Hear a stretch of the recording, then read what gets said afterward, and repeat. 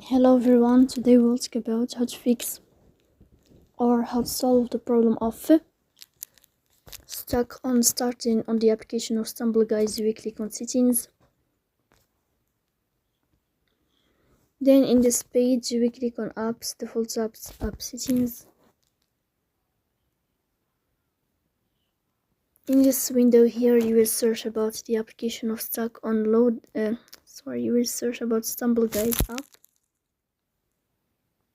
Then we click on first stop and we click OK.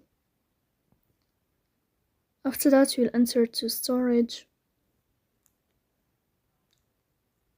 Then we click on clear cache. In the end you will turn off your phone and you will wait a moment to restart your phone again. So please don't forget to support us by like and subscribe. See you next time and thank you for your watching and your attention.